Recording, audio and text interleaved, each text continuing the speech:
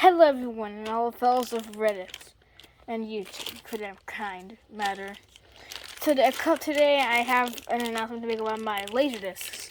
Well, I'm actually already a couple hours ago, but I bought some sleeves from Amazon yesterday, and these sleeves I bought previously, proposing for my Laserdiscs. It is called the Collector Protector 100 crystal clear polypropylene. These are basically sleeves.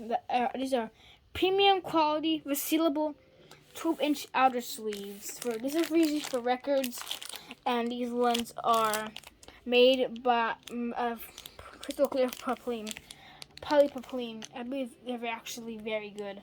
Many people were saying that was pretty good. Not that much people were saying it was quality. This is like about 2 inches. And I'm going to take out a part of it. It says, warning, plastic bags and films can be dangerous. To avoid token certification, keep this bag or film away from pets, babies, and children. Risk classification. And this is some things that you're supposed to... Of course, why would I put my head in here in the first place? And the other thing is, I believe I actually already... This head had 100... I used basically 39 of them, so I think it comes to a couple. I'm not sure, but definitely and like it though. Here's a sheet. For example, this is a sheet, and this one is very thin, and this part is where you basically like put your thumb here, both 2 fingers there, and you rip it like open like that, and then you they just put it in there, a record, and try to put it in so it could fit in, and that's how it works. And the reason why I'm doing this is because I'm gonna have to put it right here, so I'm gonna put it back in there. The reason why I bought this was purposely for my discs, and I'm gonna buy a couple on eBay. I haven't purchased a disc for like a month, since like June or even May for that matter. So I'm gonna buy some soon. Yeah. The reason why I pretty much buy discs now, that I still buy discs, is because that sometimes some things that are on it aren't in the newer releases. I'm just going to use an example when I'm going to put this away. I also mentioned that this was like 2 pounds weight. It's 2 pounds, so that's a lot. So here's a kind of example. That's not going to make sense. This Laserdisc right here, this one includes 3 scenes that are not in the Criterion releases.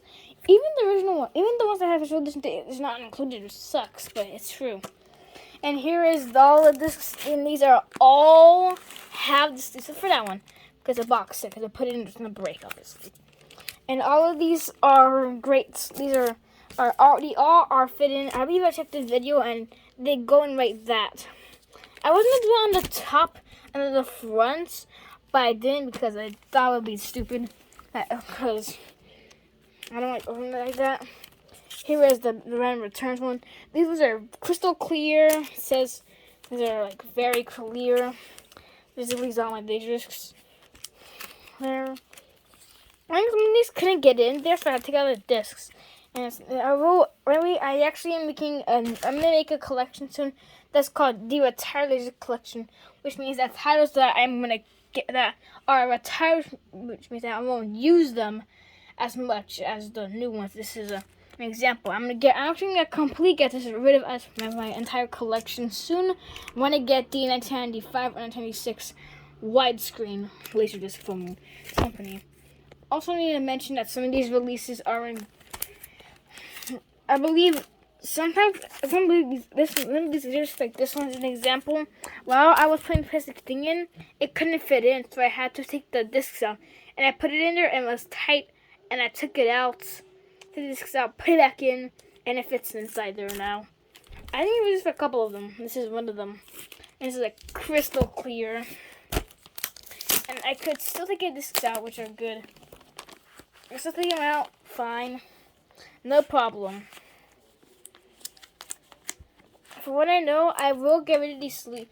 For what I know, I will get some replacement sleeves on Amazon because most sleeves that I buy, they're usually only on Amazon. They have to have the plastic on because I don't want this to be scratched.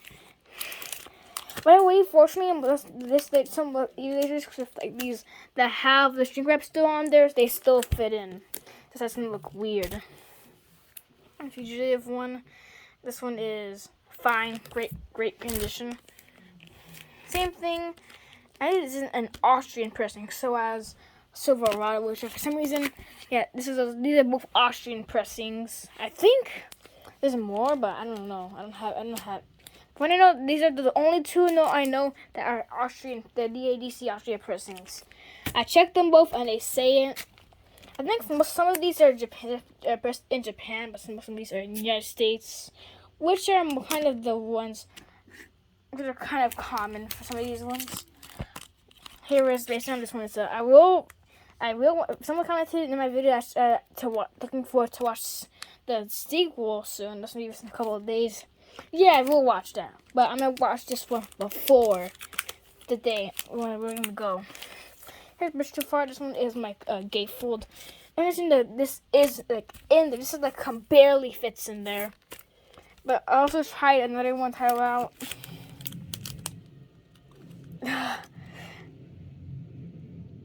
That's why I hate the Doodle. It's that as hell.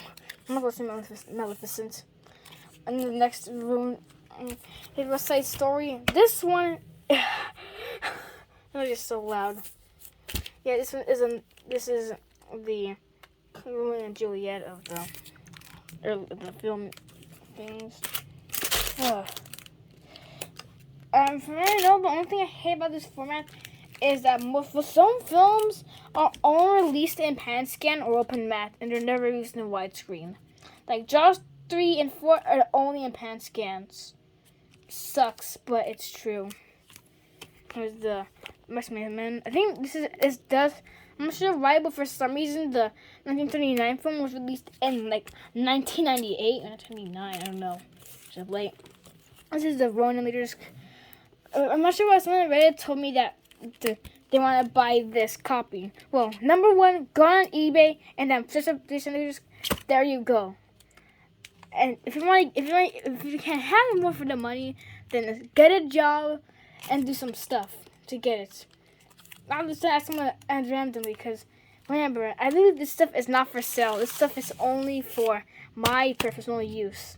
Well, I saw the titles I don't want, like this one. This one's terrible. I don't want this anymore. I believe I'm gonna sell this on offer up because, well, the only reason why is because I don't have. And some of these titles, they're very old transfers, and I don't like old transfers. I didn't do my research when I bought this stuff. I also mentioned that I had a suspicion. This one is from 1989. I think people are. I think there's also a review release, but I don't feel like getting it because I think it's probably expensive. Because some films are released to him, but they're kind of expensive. Yeah, that's the fools. An airplane. Yeah, this is like heavy. I believe this next one. I believe you guys. I think this is the same sleeve. It's just that it doesn't have any problems with it, and that's normal. It's supposed to be like that. Yeah. So when I know people, yes, I'm definitely a collector. I've been collecting stuff since 2019. I guess when I read a post said things turn for showing something that's so old. I actually started when I was 9. Yes, 9. I think I got a player in like December or around that time, which is actually kind of fast. And that thing was for $50, which is actually kind of a good deal since other ones were like $100, $200 for that matter. Here's this other one, and here's this one. I believe I will keep. These are also in the entire collection when I get the widescreen version. Even though I have that one. It's probably Swiss Misery, so I'm gonna have my another one. I'm definitely gonna get the 1997 remaster of this, which is like kind of rare, and I can't find it a lot. And here's Towering Inferno. another gatefold. I will buy a 1995 one if I can find one. The Blue Max, keep it in my hands because I don't think there's ever been a re-release in America, at least. And here is How Good Is My Value. This one is this is a film that is in 1941, renewed in 1969. Same as this one here. This was renewed in 1969. Most films are usually renewed every couple of years. Every couple of decades, from that time. Henry V, this one's like the smoothest. Like, it barely fits in there. Home Alone. I think some of these lenses has had a problem where they're not essentially flat, but it's fine. They still fit in at least. I think some of these have the problem too, but it isn't really a bad problem. Because if it was a bad problem, it basically wouldn't fit at all. Here's I actually believe, I mentioned for some reason it says in EA that it's rare, but I don't see the rarity. But from what I know, the one you're just gonna have could be worth a lot, because if you look on eBay, it's like $80. I think there's not gonna be a lot more now, because probably call my collector's speed. I will get the second one, but I wish that I had the Lily digital one, but I'm probably gonna see if I'm gonna get that one soon. So very short-lived in my collection. Next is True Lies, and this one's like the interesting one. I actually. For some reason about the item, I was worried that it wouldn't fit in there because it's like thick as hell, if you can tell. And it did fit, and I believe this is the reason I cost a Goodwill for a couple $, which is kind of interesting. Even though I believe this actually still retains the old, very old 1992 Dolby Digital or Dolby Stereo Digital, whatever it's called, logo. It still retains it, which is cool. I don't have a release that has that. I think you can only get those on like the very, very old ones. Like I have the upside down phone because I cannot do it and there was no angle. Oh my god. Then I also mentioned that this is like 30 pounds of movies, so if I want to bring this forever, I have to drag it. But too bad it's carpet. A Volcano. This one is actually kind of terrible, but it isn't the worst film I know. To talk about the disaster movie or something it was called. Maybe like the early 2000s. It was terrible. Universal Soldier, the car local film. I will save up and this is gonna be retired soon when I get the widescreen Dolby Digital release. And yeah. Here is the Tyson film. This one I will definitely get rid of when I get the 1986 one, because it's impossible to find, especially the 1986 one. But you can still find this, but it's just I don't want to get this transfer because the older transfers are, the worse they are. Sometimes, not really. Here's the Howard's End. This one is same thing. This is just 2 discs. This one is it's not a deluxe version. It's not the deluxe widescreen version. It's the presentation. I don't know why they did that. Probably something involving air companies. Do out anything. This one is the. I'm not sure why, but I was thinking anything. But at least this is a James Cameron film too. James Cameron. But hey, at least it's not Michael Bay, which changes the aspect ratios for films that he makes for no absolute reason. I hate that. And this next one is Silverado. I believe this was actually like kind of one of the earliest PG-13 films. I believe some films were actually rated PG, but they actually got changed to PG-13 because I believe. I guess the next one is this was the example. This one was actually rated PG, but it was changed to PG-13 because it had too much violence in it. I think all my Universal films were probably the first 2 films were actually rated PG, but they're probably PG-13. Because it's something like 1976. Midway. Yeah, this is from like 1976, which is actually kind of old. And for some reason, I didn't mention this for a moment, but for some reason, when I uploaded into this, turns out the film was released in 1992. Probably because it was recorded in 1991, then was released finally in 1990. Oh yeah, in 1992. Yeah, the CAV also in the back. I also mentioned that there's just an advertisement in here, but I'm not sure why. But mostly just have never had an opening to YouTube. I believe the Ronin one did have them, but For some reason, the person that was doing that had the opening, it would premiere in like September, I did debunk that because I remember in the database that said that had the THX logo and that it had the Dolby Digital Canyon variant. But yeah, it's not true because this one has the MGM UA Online, the MGM Online thing infomercial. Then I think it would have the MGM Entertainment logo, the Dolby Digital Train variant. Then I believe the movie would start that are still go for any influence.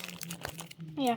Next one is, and last one for this company is Daylight. Which this one's I have never heard. I actually watched this a couple of last year and it's pretty good. I watched this a couple of weeks ago.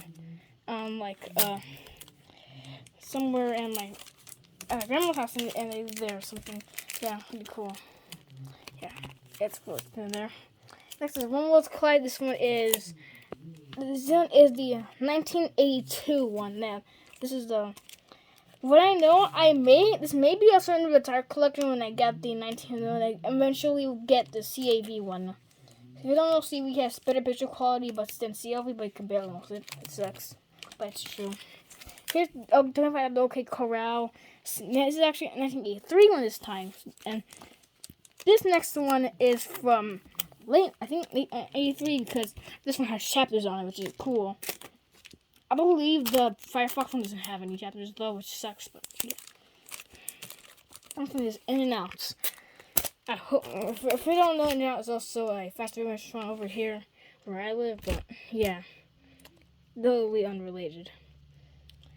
The only problem with all this is that this is not Dolby Digital, but I won't complain because my player doesn't even have Dolby Digital, but people that have Dolby Digital has a big problem for them. Or you can just go to Japan or you can just buy the Japanese version since it has Dolby Digital anyways. And here's Split Shadowlands. But the interesting thing is, it says only from the international right here. But if we go to this one, it has the same company there too. And it says Spelling Films. Where's the international? I don't see it. Yeah, this is something right there. This is a set of films. Anyways, I'm gonna show you guys the discs because I want to. Because I think you guys should see it. I hate this so much. Yeah, there's the discs, and these are orange discs. Yeah, I'm gonna do the outside down. There are labels. Class. I believe this is the only company. I think, for what I know, the only company I have that has the orange label has colored labels. Yeah. I'm gonna go fix it for a moment because I need to. Yeah. Did I also mention I was actually getting something else, but I didn't want these because I wanted ones from a clear bag or something. Clear bags. But they were sold out, and so I had to buy this one. I think it was like $17, but I got these ones for like $20, like $25. So I think these were worth it. The only thing I didn't use it for was the box set, because first of all, why would this fit in a box set? Like, I mean it because it's huge as hell, but still. Anyway, that's pretty much it for this video. I'm just bored as hell. I don't want to do anything. I believe the only reason I bought these is because to protect them, because, yeah. From what I know, I believe I'm not sure why, but I'm just saying something that eBay is probably going to be my most loved area, my most loved things, because you basically have everything. I believe the reason why is because sometimes releases aren't in Amazon. Like, for example, I think your Great Train Robbery Leaders in widescreen. It's only on eBay. I think it's also. I'm also want to get the Western one too because it's more common, but not really. Not sure why, but I'm kind of addicted to the 1994 United Artists logo. I like it, especially with the fanfare. But the only problem about the one is it doesn't have the fanfare, but that sucks. Bye everyone.